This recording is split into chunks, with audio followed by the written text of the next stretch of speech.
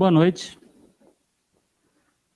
Começamos esse ano estudando o livro de Gênesis, o primeiro livro da Bíblia.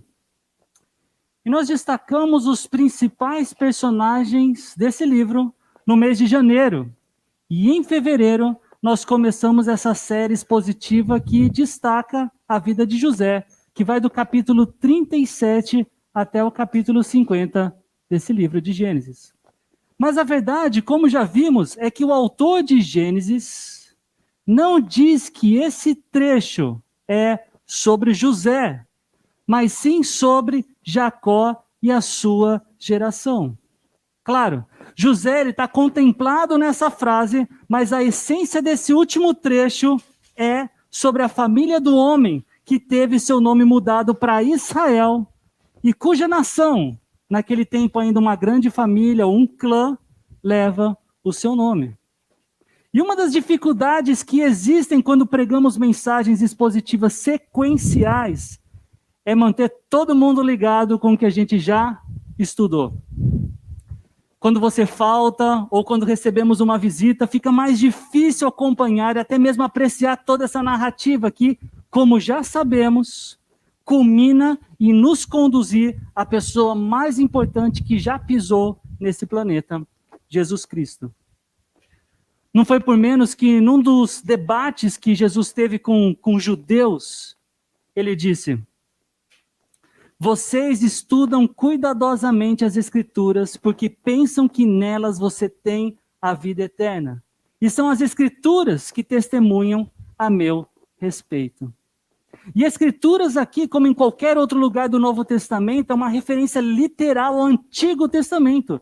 Porque o Novo Testamento, ele ainda não existia, ele não havia sido totalmente escrito, ou até escrito e compilado como nós temos ele hoje. O Antigo Testamento, em última análise, ele foi escrito com o propósito de mostrar ao mundo quem era o Salvador. E não é exagero dizermos que o Antigo Testamento ele preparava o mundo para a chegada do Messias. De Gênesis a Malaquias, a ordem que tem as nossas Bíblias hoje, o assunto que permeia todos os livros é exatamente essa narrativa que intencionalmente conduz o leitor a Jesus Cristo.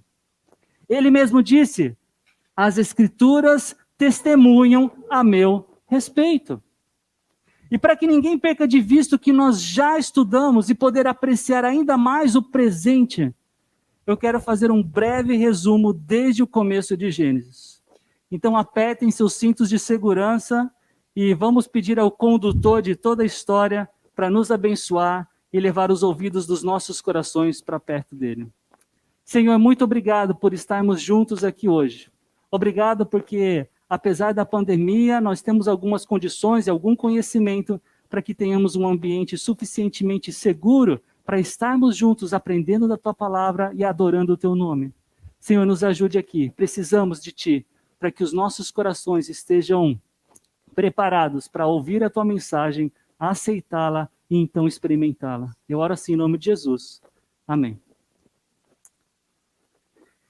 Então, Deus, Ele criou o mundo e tudo o que nele há, inclusive os seres humanos, que ao contrário de tudo que veio a existir pela palavra de Deus, foi formado homem e mulher, à imagem e semelhança de Deus. Então esse casal, ao invés de ele curtir a vida conforme o desejo de Deus, eles resolvem buscar para si uma autonomia que somente Deus deveria ter, de conhecer o bem e o mal. E eles desobedeceram o Criador e foram expulsos do jardim onde nasceram, mas não sem uma promessa de que as coisas não continuariam daquele jeito para sempre. Depois da queda, ainda havia esperança. E, infelizmente, o pecado que ali nasceu não morreu ali. Ele foi carregado no coração de cada geração de humanos. O pecado é essa barreira que impede os homens e as mulheres de enxergarem a Deus, ou mesmo de enxergarem Deus tal como Ele é. Mas Deus, Ele é gracioso e nunca deixa de querer se relacionar com aqueles que Ele mesmo criou. Assim, com Abraão, Deus decide fazer uma aliança unilateral. Ou seja, é exclusivamente um compromisso dele, é da parte dele. E ele, nesse compromisso, ele abençoaria todos os povos da terra por meio desse homem, Abraão. Então, Deus ele escolheu uma linhagem dentre a humanidade e se compromete com ela. Por meio dessa linhagem com que ele fez uma aliança, Deus traria a redenção do pecado, como ele já havia prometido. Então, depois de Abraão, foi Isaac. Depois de Isaac, foi Jacó. E Jacó é sobre quem o nosso trecho destaca em Gênesis 37, sobre ele e a sua família. Esse Jacó, que havia um filho preferido, ele também tinha sido o filho preferido da sua mãe. Esse Jacó, que enganou o pai, ele também foi enganado pelos seus filhos. Esse Jacó que habitava em Canaã, no capítulo 42, o nosso foco de estudo hoje, ele é carente da prosperidade que havia em outro lugar, no Egito. E por que o Egito prosperava? Porque Deus orquestrou a história de tal forma que José, o 11º filho de Jacó, ele estivesse lá para governar a nação mais poderosa da terra. A nação que tinha os recursos para se manter viva e em desenvolvimento, apesar de tão severa fome que o mundo enfrentava. José não foi para o Egito por acaso. Ele estava consciente que Deus estava no controle. E no controle dos mínimos detalhes. Inclusive, por causa de sonhos que José teve, ele sabia que uma hora estaria numa posição de auxílio e suporte para sua família. Não meramente porque ele sonhou, mas porque ele conhecia a verdadeira fonte de interpretação de seus sonhos, o próprio Deus. José, ele passou por muito sofrimento. José foi vítima de tráfego humano. José se tornou escravo. José foi falsamente acusado de tentativa de estupro. José foi injustamente colocado na prisão. José ele foi esquecido pela pessoa que ele ajudou na prisão. E apesar de todo esse sofrimento, José nunca perdeu a esperança no Deus que ele conhecia. E porque ele conhecia, José queria participar da vontade soberana de Deus com integridade. E por causa disso, ele se torna um exímio exemplo para nós imitarmos. Em nossos estudos, José tem sido um exemplo para que nós saibamos enfrentar as adversidades do dia a dia, por exemplo, com integridade e piedade. Duas marcas bem notórias e que claramente caracterizam a vida de José. Mas, em última análise, a principal questão é quem estava por detrás de José, para que ele fosse esse homem íntegro, para que ele fosse esse homem piedoso, e por meio de quem as pessoas eram abençoadas. No capítulo 39, nós vimos que por causa da presença de Deus na vida de José, Potifar era abençoado. Por causa da bondade de Deus na vida de José, o carcereiro não precisava se preocupar com nada. Então, não se enganem. Essa não é simplesmente mais uma história de um homem que venceu na vida, que perseverou até o momento certo, ou que sabia que a vingança destrói a própria casa. Essa é uma história de Deus e sobre Deus. E à medida que ele se revela pelas palavras escritas por Moisés, nós aprendemos o seu caráter, a sua índole, os seus objetivos e o seu tamanho apreço pela criação. E esse apreço, ele se manifesta por essas alianças que ele mesmo resolve fazer com a humanidade, para que nós, imerecedores ou não merecedores de qualquer bênção, pudéssemos desfrutar do caráter bondoso de Deus. O capítulo 41, que nós vimos no domingo passado, ele termina nos mostrando que por causa de José, o Egito era abençoado.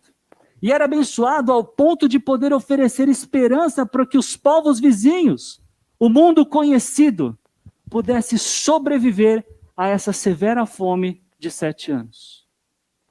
Em última análise, José agora é instrumento de bênção nas mãos de Deus para salvar o mundo.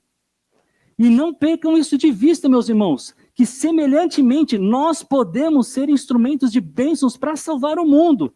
Não porque em nós mesmos existe qualquer condição para isso, mas porque em cada um de nós que já creu no Senhor Jesus, é habitado pelo próprio Deus, para servi-lo como ele deseja. E José continua a serviço de Deus no capítulo 42, ainda que agora, nesse capítulo, o foco vai ficar nos irmãos. Então vamos ver como a história continua. E como nós não temos programa com as crianças, eu vou pedir para algumas delas lerem para a gente os slides, tá ok? Letícia, você pode ler isso para a gente?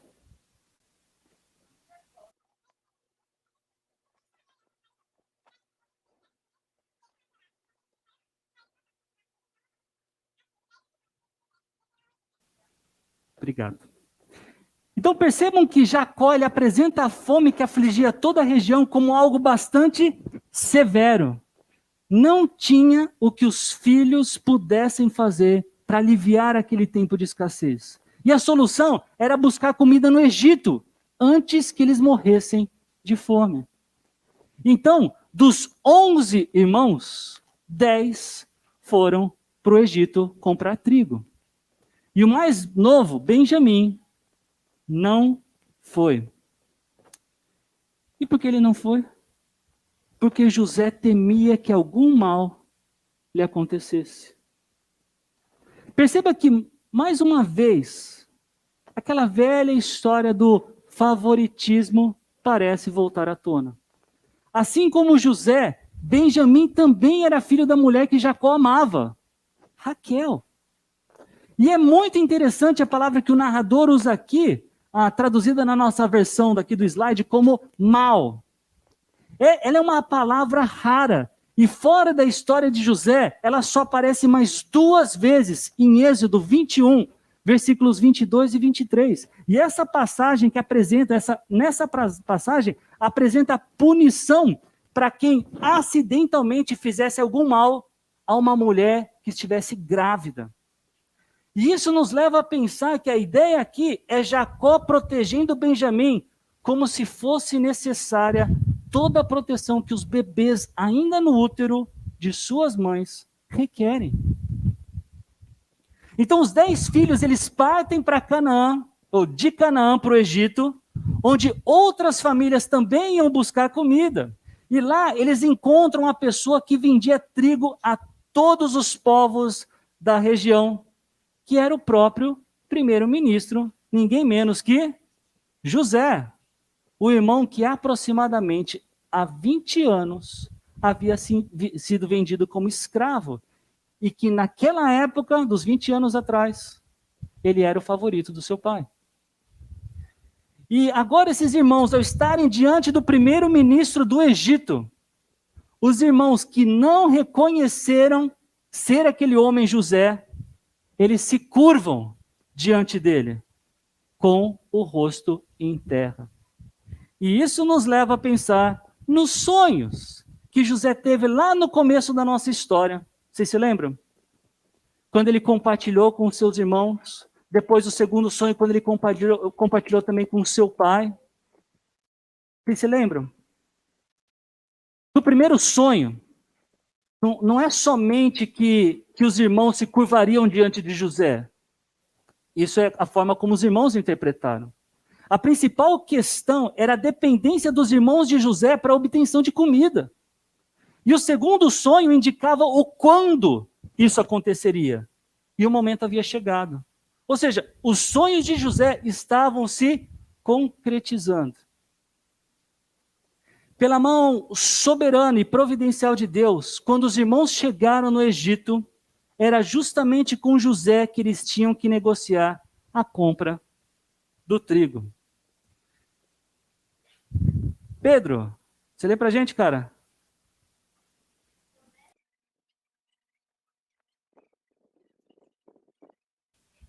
Obrigado. A palavra reconheceu, ela aparece diversas vezes nessa passagem. E isso chama a nossa atenção, ou pelo menos deveria chamar a nossa atenção. No capítulo 37, José, a mesma palavra, reconhece a túnica do filho, com a qual ele havia sido enganado pelos seus filhos.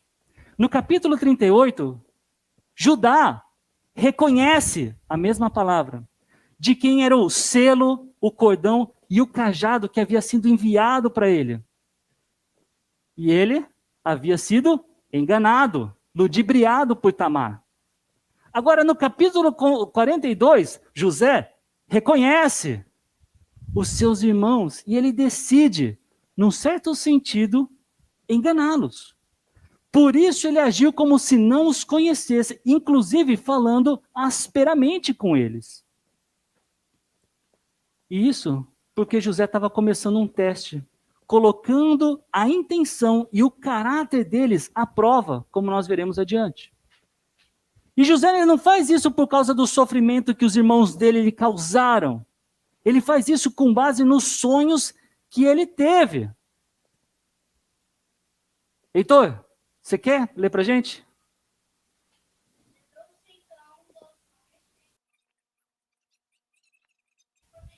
Obrigado. Nós não conseguimos precisar o que exatamente ele se lembrou dos seus sonhos para começar esse teste de intenção e caráter.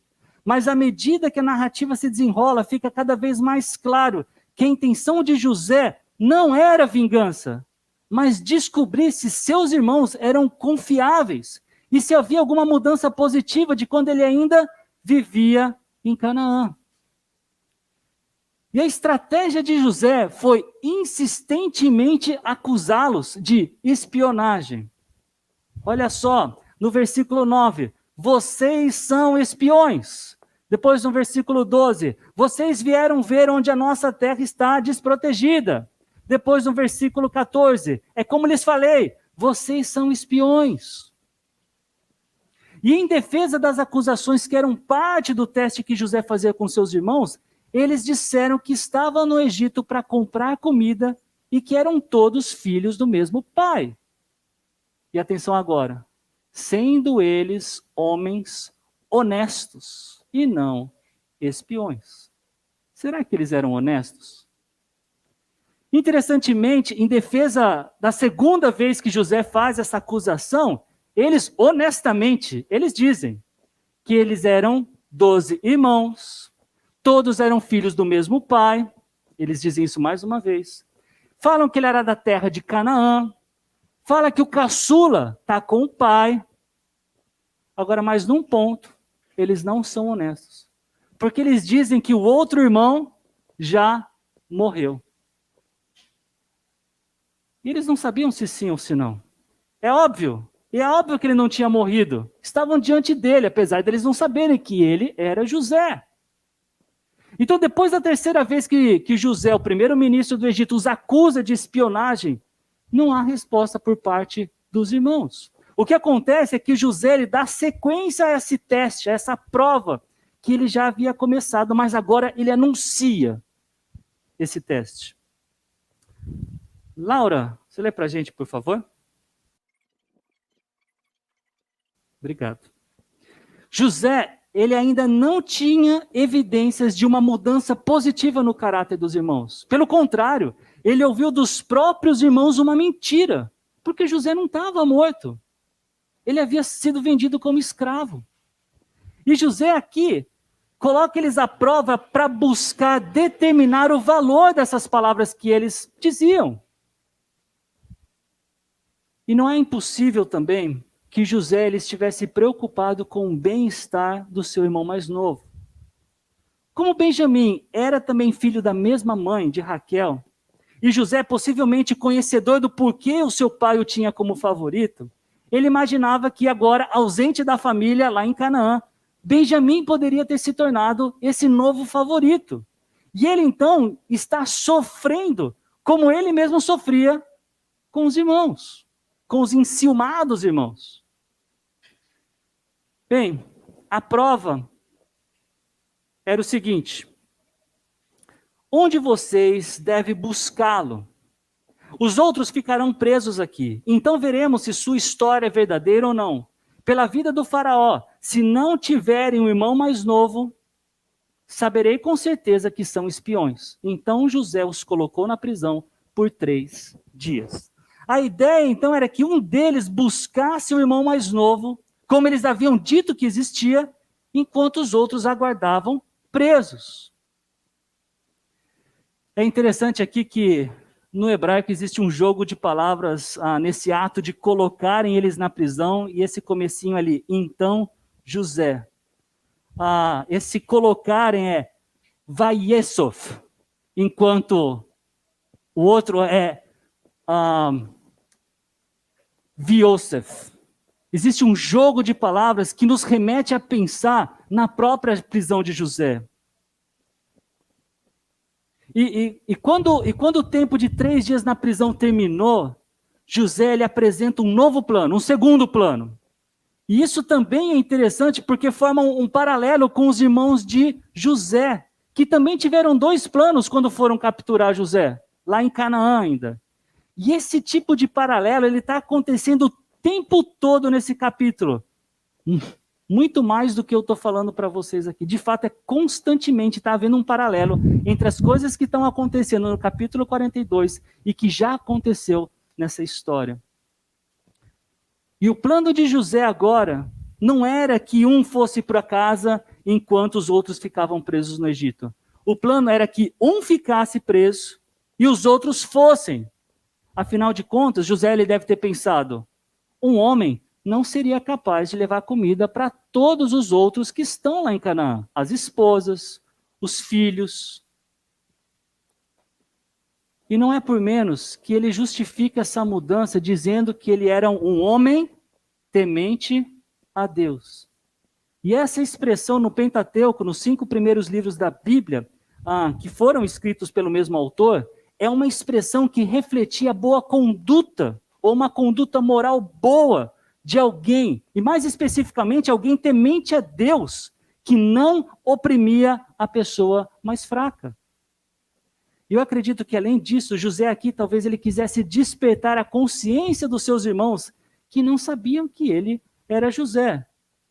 Então, da perspectiva dos irmãos, eles estão diante de um egípcio que diz ser temente a Deus e parece ser fiel à sua própria palavra. Enquanto eles, o grupo de irmãos dessa família que Deus escolheu abençoar de forma especial, não tem uma palavra confiável. E naquele instante, parecia que temiam mais a José do que o próprio Deus. Fazer conforme o plano de José, trazendo o irmão mais novo posteriormente, provaria que eles estavam dizendo a verdade e por isso não morreriam. Eles concordaram com isso e chegaram a uma conclusão. Felipe, pode ler para a gente, cara?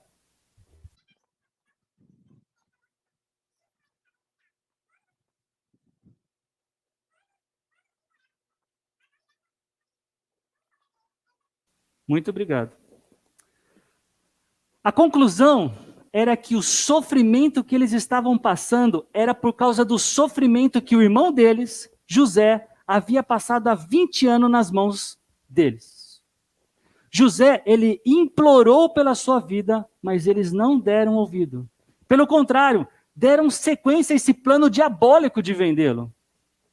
E eles realmente acreditavam que aquela situação angustiante que passavam era por causa do que haviam feito com José. E aqui, apesar de estarem errados, o sofrimento deles não era porque trataram José de forma pecaminosa. Aqui parece que os irmãos começaram a reconhecer o erro e até mesmo se arrepender desse erro. O sofrimento dos irmãos não era, como eu já falei, porque José estava se vingando deles ou porque Deus estava retribuindo o que eles fizeram com José. Não! O sofrimento deles era decorrente dessa estratégia que José pensou, motivado pelos sonhos que ele teve, para entender a índole e o caráter dos seus irmãos. Fato é que Deus, nesse caso, usaria do sofrimento dos irmãos para que eles pudessem tratar os seus pecados antigos. Olha como Rubem fala a respeito disso. Davi?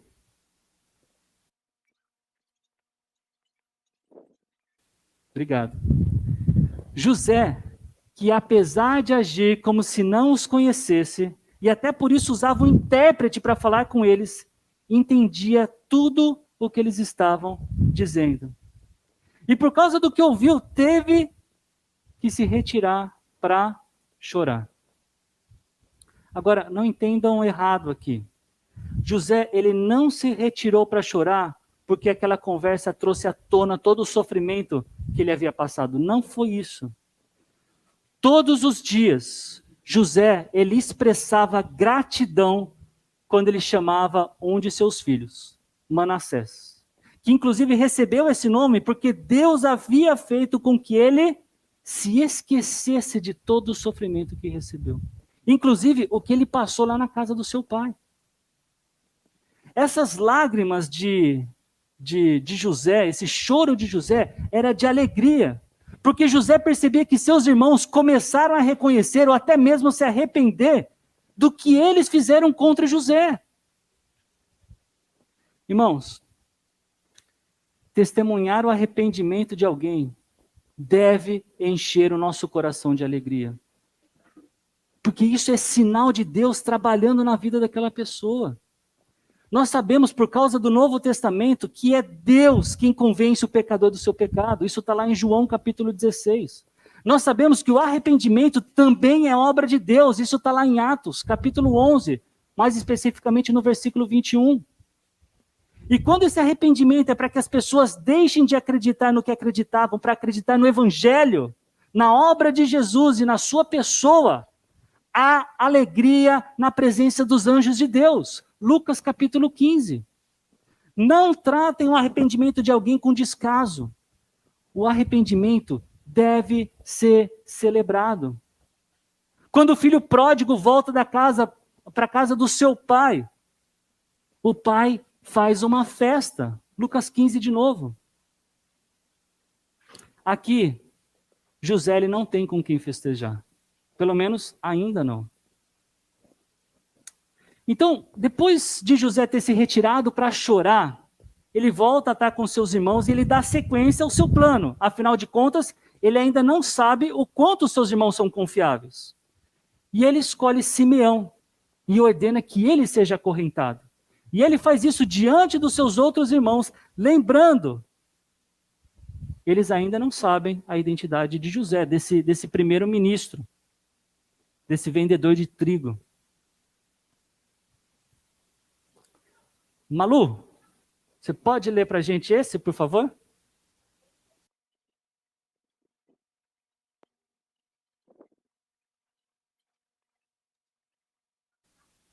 Obrigado. Então, no caminho, no lugar onde eles pararam para dormir, um deles foi pegar comida para o jumento e viu que na sua bagagem tinha prata, ou seja, tinha dinheiro. E esse primeiro que achou a prata, o narrador não diz qual dos irmãos era ele conclui que a prata, ou o dinheiro que havia sido pago pelo trigo, tinha sido devolvido. E nisso, o coração deles se encheram de pavor e disseram uns aos outros: o que é isso que Deus fez conosco? Eles, mais uma vez, olhando para uma nova situação, eles interpretam que Deus estava pesando a sua mão contra eles em função de algo que eles haviam feito. O que eles não sabem, ou o que eles não sabiam, é que isso era resultado das mãos de José, ou melhor, das mãos daquele que usava José como seu instrumento de bênção. Enzo, você lê para a gente, por favor? São acho que 3 slides.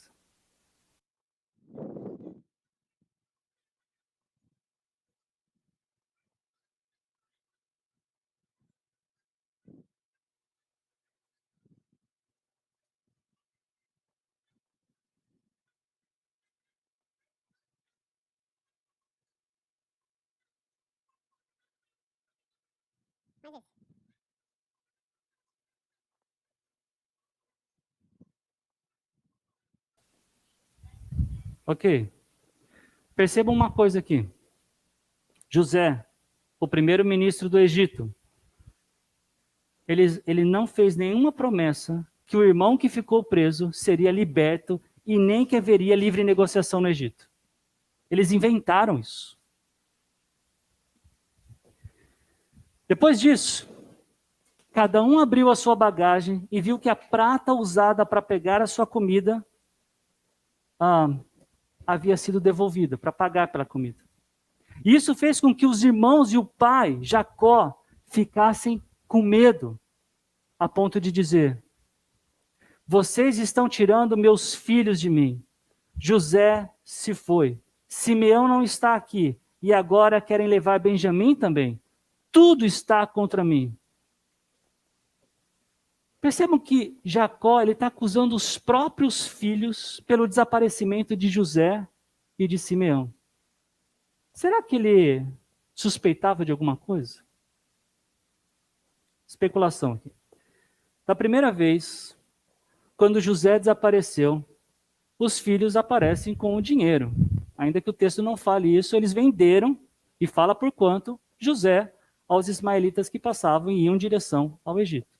Agora, nessa segunda vez, um outro filho desaparece. E eles aparecem com o quê? Com dinheiro. De novo. Será que Jacó fez alguma relação assim? Como eu disse, especulação. Para uma reflexão aí. Não temos como saber isso com certeza. Mas nós sabemos que se existe alguma possibilidade de Jacó desconfiar dos filhos, existe ainda mais razão para José desconfiar dos irmãos, que agora querem levar Benjamim, o mais novo favorito do pai. Então Rúben, diz no versículo 37, disse ao pai: se eu não trouxer Benjamim de volta, o Senhor pode matar meus 2 filhos. Eu me responsabilizo por ele e prometo trazê-lo de volta. Rúben, ele era o filho mais velho de todos os irmãos. E como tal, ele tinha maior responsabilidade com o bem-estar dos irmãos. Mas a questão aqui não é somente ele ter mais responsabilidade. A questão aqui é que a culpa atingiu em cheio o coração de Rúben. E qualquer pessoa motivada pela culpa, ela é capaz de falar e fazer coisas exageradas, especialmente na hora de querer fazer justiça. Rúben, ele tinha 4 filhos, conforme Gênesis 46, 9. E ele oferece 2 deles em sacrifício, caso não conseguisse trazer Benjamim de volta para Jacó. Mas quem Rúben pensava que era? Obviamente que ele não tinha condições de garantir que conseguiria trazer Benjamim de volta. Além disso, qual a relação dele oferecer seus 2 filhos em troca, como se a morte dele satisfizesse a perda de José e Benjamim? Eu tenho certeza que Jacó não ia ficar contente com a morte de mais gente, inclusive dos seus próprios netos. Eu não sei quanto a vocês, mas uma vez ou outra eu sou assombrado com a culpa de algum pecado que eu cometi. E nessas horas é importante que eu dependa do poder de Deus, do poder do Espírito Santo que habita em mim e em cada um de vocês que já creu em Cristo, para eu poder me lembrar que Jesus já pagou por toda a minha culpa. Ele morreu para que eu não precisasse morrer. Ele morreu para que eu pudesse viver com a paz que somente Ele é capaz de dar. E isso não é qualquer um que entende. Somente os que desfrutam de um relacionamento com Deus, por causa da graça dele, por meio da fé em Cristo, é que conseguem entender e experimentar essa paz que, como disse o apóstolo Paulo, excede todo o entendimento. Bem, apesar dessa reação exagerada de Rúben, baseada na culpa, Jacó, ele responde: meu filho não descerá com vocês.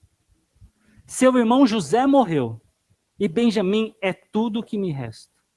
Se alguma coisa acontecesse com ele na viagem, vocês me mandariam, velho e infeliz, para a sepultura. Olha só o contraste. Apesar da resposta exagerada por parte de Rúben, ele estava disposto a sacrificar 2 dos seus filhos por causa do seu irmão, de Simeão, que estava lá preso no Egito. Mas o pai, ele não quer abrir mão do filho caçula. E aqui não é nenhum sacrifício, é para que ele fosse com os outros irmãos até o Egito. o seu mais novo preferido. Ele não queria abrir mão dele. Nas palavras dele, de Jacó, Benjamim é tudo o que me resta. É difícil ouvir isso e não pensar o que os outros irmãos, os filhos de Lia, os filhos de Bila, os filhos de Zilpa, pensaram. Para Jacó, o bem-estar de Benjamim era claramente superior ao bem-estar de Simeão, que estava preso. E Jacó, olha aqui, ele soa para mim como alguns pais que eu conheço, que fizeram dos seus filhos os seus próprios deuses. E as suas identidades, elas estão presas à vida desses filhos. Muitas vezes esses filhos são como os troféus desses pais, que com certeza eles exerceram boa influência para algum sucesso dos seus filhos, mas seguramente não mais influência do que o próprio Senhor Deus. O próprio José, agora primeiro-ministro no Egito, não estava lá porque Jacó havia lhe ensinado tudo o que precisava saber para vencer na vida. Ou porque Jacó lhe havia oferecido boas oportunidades de aprendizado. José, ele estava lá, ele estava onde estava, porque Deus tinha um plano e resolveu usar José na execução do seu plano. Quando esses pais, eles endeusam, ou eles divinizam seus filhos, e alguma coisa trágica acontece com eles, é exatamente como Jacó descreveu que eles se sentem. Como se estivessem antecipando a morte deles. E o que tudo isso tem a ver conosco? De uma perspectiva literária, o capítulo 43 é o que dá várias das respostas das perguntas levantadas no capítulo 42. Mesmo assim, é possível percebermos que o destaque no capítulo 42, ele fala desse destaque no início do processo de arrependimento dos irmãos, que desde a venda de José como escravo, eles permaneciam calados na narrativa. Os irmãos não tinham falado nada até agora, desde o capítulo 37. Tem um teólogo de nome Thomas Brody, ele diz que no começo do capítulo eles ficam somente olhando um para o outro. E à medida que o capítulo se desenrola, eles desenvolvem a sua comunicação, não apenas para falar com a boca, mas para falar com o coração, como fizeram no versículo 28, quando é dito que os seus corações se encheram de pavor. Isso nos faz pensar que se quisermos ser instrumentos de bênção nas mãos de Deus, nós precisamos aprender a lidar com os pecados do passado. Aliás, vocês perceberam que enquanto o capítulo 41 lidava com sonhos e previsões futuras, o capítulo 42 ele tratou das questões do passado, em especial com as questões dos irmãos de José em terem sequestrado ele e vendido ele como escravo. E ainda que seja pouco provável que sequestro e tráfego humano sejam os pecados que você tem que lidar, eu não creio que seja impossível. Eu não creio que seja impossível, porque eu olho para a minha própria vida e eu sei que fui perdoado de pecados que, além de me deixar envergonhado, possivelmente fariam vocês se perguntarem se realmente me conhecem. Eu tenho certeza que comentá-los aqui não seria apropriado. Por outro lado, eu tenho certeza que comentar o que meu Deus fez em meu favor para que eu pudesse diante dele não ter culpa alguma é muito mais do que apropriado, é desejado.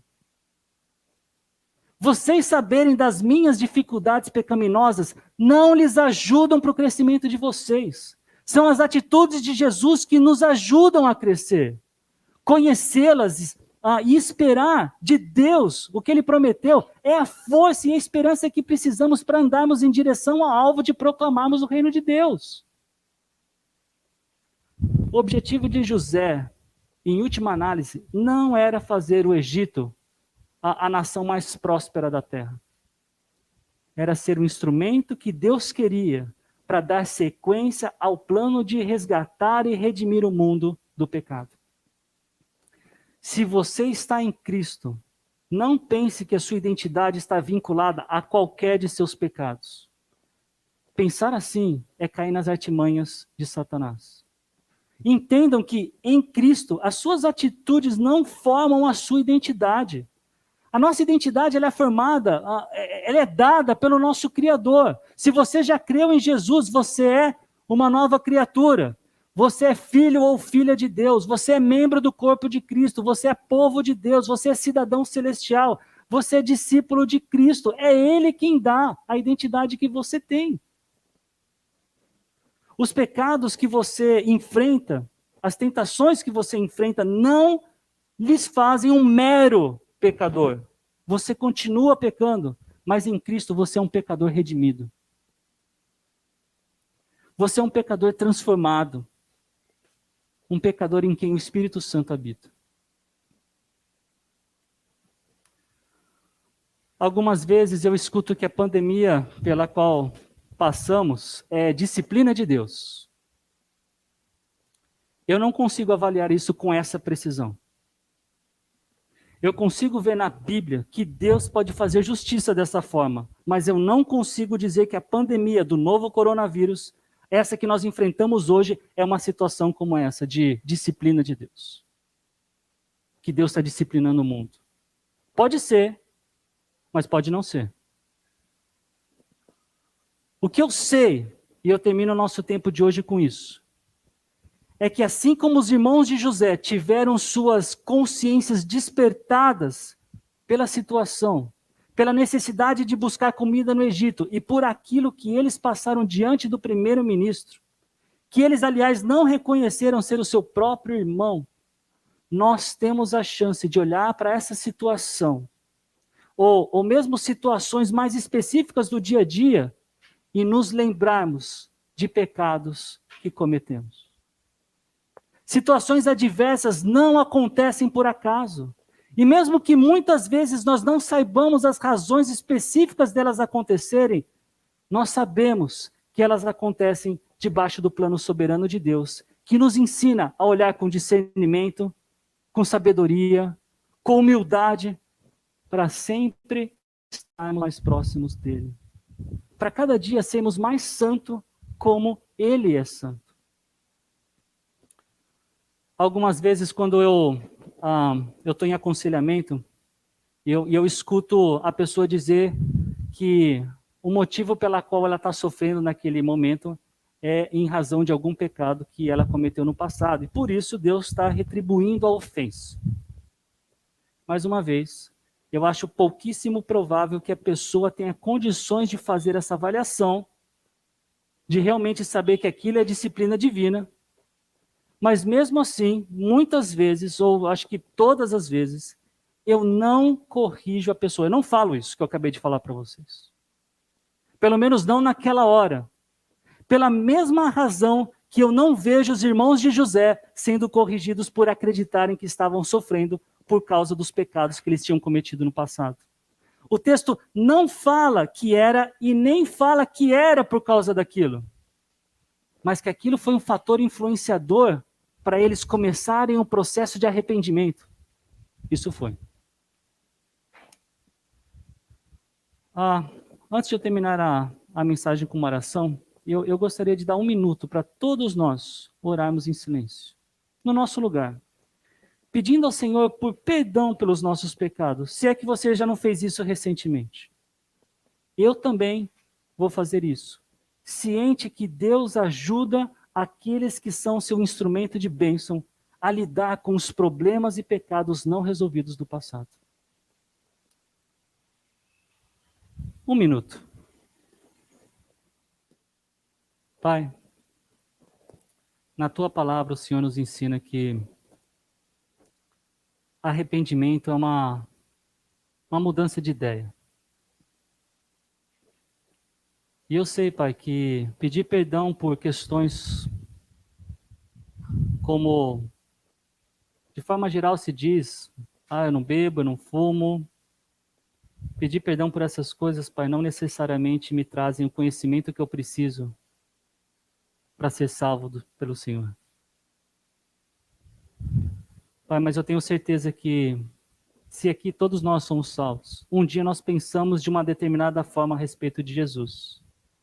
E nós precisávamos, Pai, nos arrepender dessa forma, para então olhar para as Escrituras ou crer em Jesus conforme as Escrituras nos ensinam. Pai, na história que vimos hoje, os irmãos de José reconhecendo e se arrependendo daquilo que haviam cometido contra José. Pai, eu não sei quantos de nós aqui possuem problemas relacionais nas suas famílias. Talvez com seus cônjuges, talvez com seus filhos, talvez com seus pais. Eu sei, Pai, que parte da solução disso é, primeiro, nós reconhecermos. E segundo, Pai, é olharmos para o Senhor, pedindo por ajuda. Também pedindo por perdão, para que o Senhor transforme o nosso coração. Para que nós sejamos mais como Jesus.